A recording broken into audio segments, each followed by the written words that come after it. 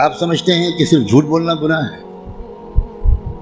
صرف بد نظری گناہ ہے، صرف زنا اور چوری گناہ ہے، اور آپ یہ نہیں جانتے کہ قرآن کو نہ سمجھنے کی کوشش کرنا یا سمجھنے کی کوشش نہ کرنا یہ ان سارے گناہوں سے بڑا گناہ ہے۔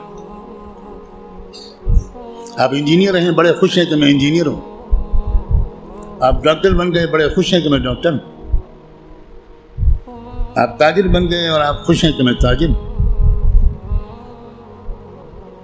اور آپ کو اس کمی کا احساس تک نہیں ہے کہ میں کتنا بڑا محروم انسان ہوں کہ میں اللہ کے کلام کو جو صرف میرے لیے آیا تھا وہ میں سمجھنے کی کوئی کوشش ہی نہیں کی۔ میں مسلمانوں کی اکثریت، غالب اکثریت، وہ جو 5 وقت کی نماز پڑھتے ہیں وہ بھی، جو روزہ رکھتے ہیں وہ بھی، جو اپنے کو دیندار سمجھتے ہیں وہ بھی، جو کچھ دینی کام بھی کرتے ہیں وہ بھی، اس بڑے گناہ میں تقریباً سب شریک ہیں کہ وہ قرآن مجید کو سمجھنے کی کوئی کوشش نہیں کرتے اور قرآن مجید کو نہ سمجھنے کو گناہ نہیں سمجھتے یا سمجھنے کی کوشش نہ کرنے کو گناہ نہیں سمجھتے۔ تو آپ قرآن مجید کو سمجھنے کی کوشش فرض عین سمجھیں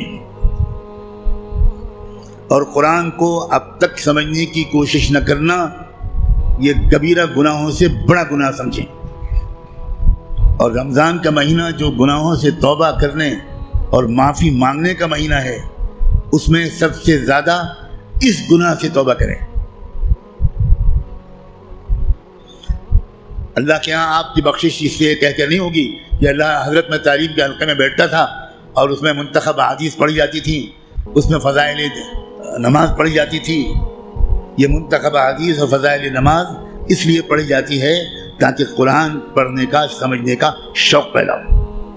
اور اگر کوئی کتاب قرآن مجید کے سمجھنے کی کوشش کے راستے میں ایک رکاوٹ بنتی ہے تو میں کہنے کی ہمت بھی نہیں کرتا، ضرورت بھی نہیں سمجھتا کہ وہ کتاب یا اس کتاب کو یہ درجہ دینے والا اللہ کے ہاں کدھر کھڑا کیا جائے گا۔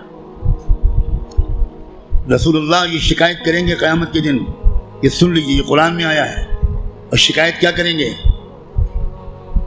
یہ نہیں کہیں گے کہ ان کی ٹوپی 4 کونوں کی نہیں ہوتی تھی، یہ شکایت نہیں کریں گے رسول اللہ مسلمانوں کی ان کی داڑھی چھوٹی تھی۔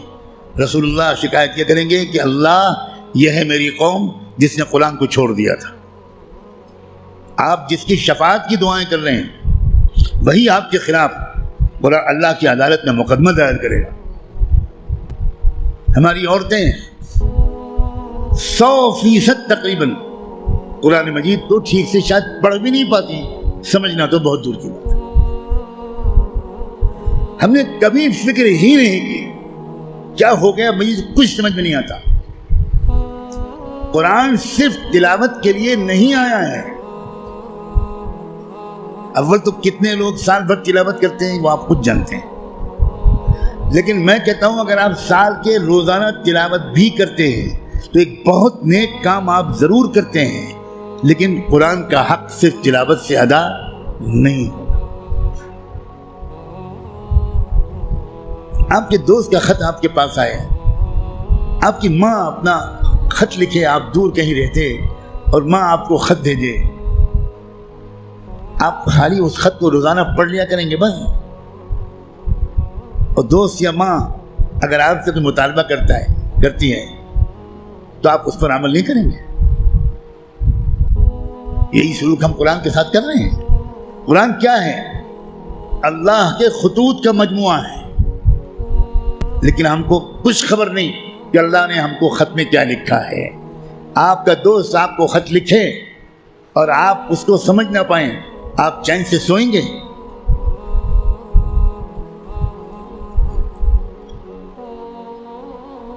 کسی کمپنی کا اشتہار آپ نے دیکھا، آپ نے اس کو اپنی درخواست بھیجی، وہاں سے جواب آیا، جواب ایسی زبان میں ہے جو آپ نہیں جانتے، آپ اس دن کھانا کھائیں گے اس خط کا مضمون سمجھنے سے پہلے؟ اب دوڑیں گے، بھاگیں گے، پتہ لگائیں گے کہ یہ فرانسیسی زبان میں خط ہے تو میرے شہر میں فرینچ زبان کون جانتا ہے؟ اور آپ اس کی خوشامد کریں گے کہ ذرا اس خط کو پڑھیے اور مجھے بتائیے کہ اس نے کیا لکھا ہے۔ 24 گھنٹے نہیں گزرنے دیں گے آپ، اس سے پہلے اس خط کو سمجھنے کی بھرپور کوشش کر لیں گے، اس کا جواب بھی لکھیں گے۔